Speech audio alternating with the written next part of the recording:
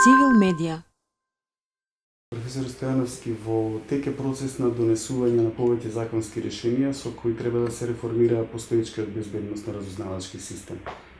Какви промени ќе донесе овој пакет? Во два наврати го спомнавте зборот пакет и од прилика проекциите или пораките за реформирање на легислативата на законските решенија во оваа област требаше додат како пакет. Меѓутоа, еден од проблемите е што не постои квалитетна координација на промените кои што се случуваат во легислативата. Тоа го отежнува самиот процес, иако не го прави однапред неквалитетен. Не случајно сугерирав уште минатата година, пред повеќе од една година, кога се почна со одредени чепкања во оваа зона и се опфати, државата се фокусираше само на формирањето на ОТА, дека тоа беше идеален момент да се тргне со реформа и со хармонизирано уредување на законските решенија кои што се однесуваат на сите субјекти во земјата кои што имаат надлежност во сферата на безбедноста. Меѓутоа, тоа се пропушти. Тие совети и беа на располагање на владата, меѓутоа од некои причини се одлучи за поинаков пристап. И во овој момент, законското решение, кое што се однесува на издвојување на Управата за безбедност и контраразузнавање од Министерството за внатрешни работи, е позитивен чекор. Станува збор за концепт кој што сметам дека во овој момент е разумно решение и ќе одговори на предизвиците. Меѓутоа, повторно слабата страна е што промените и во другите институции кои што се занимаваат со ова прашање, тука пред се мислам на Агенцијата за разузнавање, на разузнавањето во надлежност на воените органи и воопшто на нивната интеграција повторно се прави на начин кај што недостасува квалитетна хармонизација или сеопфатен пристап за да говориме за едно решение за еден пакет. Но тоа се нашите размислувања кои што ги правиме достапни до оние кои што имаат политичката моќ. Значи, станува збор за реформски чекори кои што новиот концепт би требало да биде добар и да одговори на предизвиците, меѓутоа самиот законски текст во овој момент има прилично многу нејаснотии, потоа многу од решенијата не се квалитетно дефинирани и сметам дека тоа треба да се преуреди со цел тој закон да оди понатаму во постапка на негово усвојување и изгласување. Ваков каков што е, не треба да се брза, бидејќи не е квалитетен, не нуди квалитетни решенија.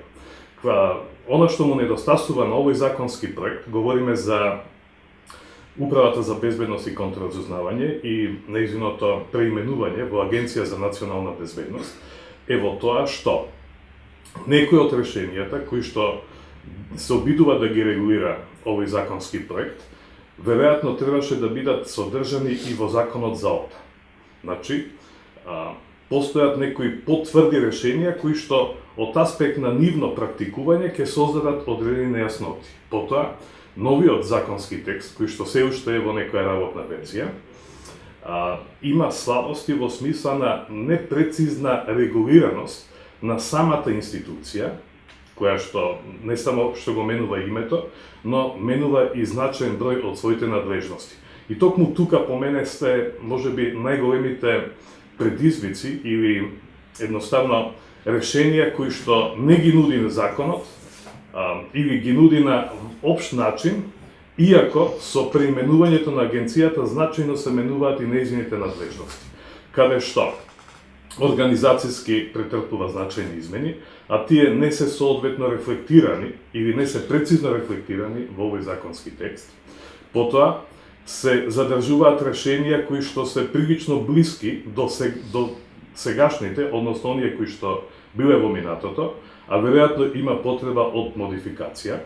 Се излекуваат полициските овластувања, кои што досега непотребно ги имаше оваа дирекција, и тоа се прави на начин на кој што сериозно се чувствува еден вакуум за тоа како тие ќе се практикуваат во иднина. Особено имајќи во предвид дека полициските овластувања остануваат во Министерството за внатрешни работи и со тоа Министерството за внатрешни работи веројатно ќе добие уште поголема препознатливост и можност за натамошно професионално промовирање на надлежностите и методологијата по која што треба да постапува полицијата, а од друга страна како ќе се остварува таа асистенција кога за тоа ќе има потреба новоформираната агенција, постојат нејасноти, барем за мене се тоа нејасноти. Уште повеќе што некои од членовите во работната група, каде што за прв пат е вклучен и невладиниот сектор, и тоа заслужува секаква пофалба, постојат решенија кои што едноставно се преземаат од досегашната практика и меѓутоа на кои што не има местото таму. Тука пред се мислам на основите за носење на службено оружје од припадниците на новоформираната агенција. Меѓутоа, тие и понатаму преферираат да имаат еден поширок простор во кој што може да го употребуваат огненото оружје. Сериозно сметам дека има потреба од рестрикција на овој простор и носењето на службеното оружје дефинитивно има основ да биде употребено само во случај на нужна одбрана. Сите други основи кои што во моментот законското решение, предлог на текстот ги нуди, заслужуваат драматично редуцирање или исправање. Сериозен проблем кој што произлегува од новиот текст се однесува на контролните механизми. Иако од агенцијата и воопшто од државните институции и од претходната политичка структура и од ова добивавме информации дека партнер на Министерството за реформа на овој сегмент се некои меѓународни организации кои што занимаваат со безбедноста. Во текстот на понудениот законски проект недостасуваат токму механизмите за контрола кои што се исклучително битни. Значи, веројатно разговор помалце помеѓу мене и вас е неправеден од причина што не знам колку ги имате погледнато новите законски решенија, од друга страна ми беше достапен тој текст и она што е содржано во некои од понудените решенија е во тоа дека покрај постојната агенција ОТА, Управата за безбедност и контраразузнавање, како новоформирана агенција за национална безбедност, има можност да употребува средства, алатки за следење на комуникациите и надвор од законскиот проект кој што постои за ОТА. Сметам дека тоа е потребно, е неопходно, меѓутоа тоа е материја која што дополнително мора квалитетно да се уреди токму со надзорните или контролните механизми, бидејќи една таква дискреција, особено во услови после она што го имавме, нарушен интегритет, нарушени впечатоци за безбедносните структури, особено за оваа, која што имаше монопол на следење на комуникациите и пресретнување на информациите, како граѓани очекуваме поголеми гаранции и поквалитетни, побистри механизми со кои што ќе се остварува тој надзор или контрола. Во постојното законско решение е дадена подетална рамка за тоа како ќе се остварува парламентарната контрола, односно контролата од страна на надлежните комисии во однос на Националната агенција за безбедност. И тоа е, би рекол, поквалитетно решение споредно со сите други механизми за контрола кои што ги предвидува, меѓутоа не ги објаснува. Особено граѓанската контрола, која што е дадена само како можност, меѓутоа тоа е концепт кој што се плашам дека воопшто не е разработен. И од таа причина сметам дека се тоа решение кои што мора поквалитетно да се разработат и да се понудат. Тоа накратко би биле впечатоците во однос на овој законски проект за кој што разговаравме сега. Малку е нејасно или невообичаено како покрај ова законско решение се нуди и закон за Агенцијата за разузнавање, што во принцип не е лошо, меѓутоа тоа мора да биде резултат на квалитетни подготовки. И ако го погледнете самиот понуден текст за Агенцијата за разузнавање, ќе видите прво од бројни јазични грешки кои што не има местото таму, а постојат, па до некои посистемски решенија кои што законот треба да ги уреди. Станува збор за осетлива материја, во која што секако дека и работодавецот е внимателен, во подготвување на текстот, меѓутоа тоа е материја која што дефинитивно мора квалитетно, бистро да се уреди и во тој дел ми недостасува некој сериозен партнер од Европската Унија кој што може да обезбеди консултации, квалитетни решенија до кои што мора да се дојде и уште повеќе тие решенија понатаму да се бранат и во условно кажано домашната јавност и уште повеќе кога овие решенија за кои што многу прецизно говори господинот Прибе во неговиот извештај почнувајќи од 2015 година, треба квалитетно да се промовираат пред институциите на Европската Унија. Да резимирам, станува збор за избрзано решение кое што доцни во овој момент, значи не било почнато со време да се работи, а сега вакво какво што е не може да ја издржи критиката на стручната јавност. И од друга страна станува збор за материја која што квалитетно мора да се уреди, бидејќи премногу експериментираме со, би рекол, решенија кои што не се соодветно подготвени. Во таа смисла, јас не го препознав синдикатот, неговата улога и во овој процес на носење на решенија, особено што може би не директно, меѓутоа индиректно се спомнува ветингот, кој што е многу потребен, е неопходен, меѓутоа тој исто така треба да се подготви за квалитетно да се практикува. И во еден ваков процес е неопходна активна улога, професионална, на потребниот синдикат кој што ќе биде еден вид контролор или верификатор на процесите кои што треба да се случуваат. Во оваа форма пакетот закони предвидува формирање на Совет за координација на безбедност на разузнавачката заедница, кој потсеќа на тела кои се формирани со други закони, имено со Законот за кризи, управувачкиот комитет и групата за проценка, со една битна суштинска разлика, што во овие две тела по сила на закон е задолжително учество на представник на кабинетот на председателот на Републиката и на представник на соодветната собраниска комисија. Значи предвидува некое ниво на координација со председателот и некакво поголемо ниво на собраниска контрола. Тоа е изоставено во Законот за координација на безбедносната заедница. Дали е тоа нов концепт или дали може да биде проблем од аспект на концентрацијата на моќта и на контролата врз разузнавачката заедница само во раците на извршната власт? Значи, во секоја држава, Македонија не е исклучок од тој концепт, координацијата помеѓу повеќе субјекти, во овој случај вакви моćни субјекти кои што имаат надлежност во една осетлива тема, е многу неопходно прашање. И тука секако дека за поздравување е пристапот законски да се регулира координацијата и воопшто интегрирањето на во наши услови лимитираните потенцијали кои што треба да понудат поголема ефективност и ефикасност во безбедноста. И она внатрешна и воопшто кога таа е предмет на загрозување и закани и однадвор.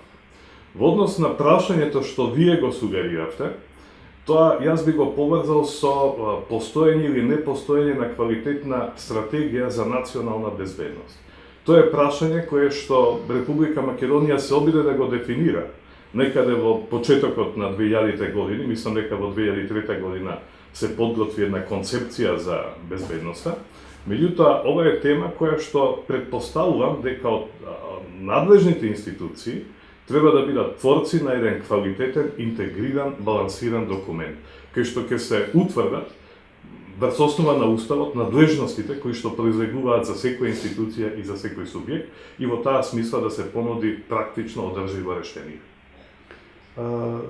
За крај да резимираме, дали со оглед на текстовите кои се понудени во овој пакет закони и според динамиката и начинот на изvedба, оваа реформа може да возможни квалитетни промени на безбедност на разузнавачката заедница. Значи, дали може да ни донесе квалитетна и демократска служба за безбедност во сите сегменти? Значи, квалитетна, ефикасна служба или служби кои што ќе работат на квалитетна безбедност, чувство на сигурност на граѓаните е една од највисоките потреби на човекот. Како таа да се оствари? Не е едноставно, особено што безбедноста или облиците со кои што се загрозува безбедноста се бројни и тие се менуваат секојдневно. Така што, како да се одговори на предизвиците и како граѓаните да чувствуваат повисок степен на безбедност. Многу комплексна задача и веројатно резултатите може да се мерат индивидуално или од аспект на оценка на националните институции за степенот на безбедност или можните извори на загрозување на безбедноста на државата. Во таа смисла реформи се потребни, дефинитивно. Ако го прочитаме извештајот од господинот Приве, ќе видиме, можеби ова, говорам за периодот на 2015 година и годините пред тоа, се можеби еден од најосетливите или најнервозните периоди за Република Македонија после 2001 година.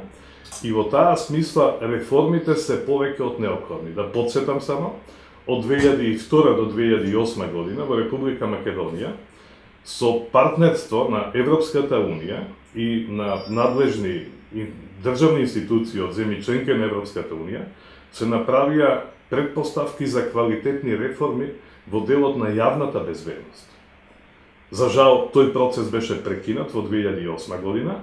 Некои од партнерите со кои што работевме, пред се мислам на пријателите од Германија, некои им ја затвори вратата и тие се повлекоа. Тоа е само сигнал како се импровизира со прашања и со теми со кои што воопшто не смее да се импровизира. Значи, да не должам многу, има потреба од квалитетни реформи, владата тоа мора да го препознае и со целиот државен инструмент што е на располагање, со пријателите и со партнерите од невладиниот сектор, да гради одржливи механизми, секако дека се потребни квалитетни решенија, персонални решенија, кои што ќе ги водат овие процеси.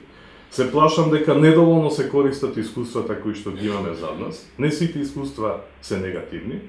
И во таа смисла владата дефинитивно мора да инвестира во подобар квалитет со кој што ќе се зафаќа во овие прашања. Многу од предпоставките се исполнети, ако сакате и политички, бидејќи очекувањата на граѓаните за поквалитетен и побезбеден живот се нараснати. Оваа влада на некој начин ја избравме и ја промовиравме со такви задачи и очекуваме да одговори на предизвиците. Ова што сега се прави, го препознаваме како заложба за менување на работите кон подобро, меѓутоа методологијата и алатките кои што ги практикува владата не гарантираат дека ќе имаме квалитетни решенија. Цивил медија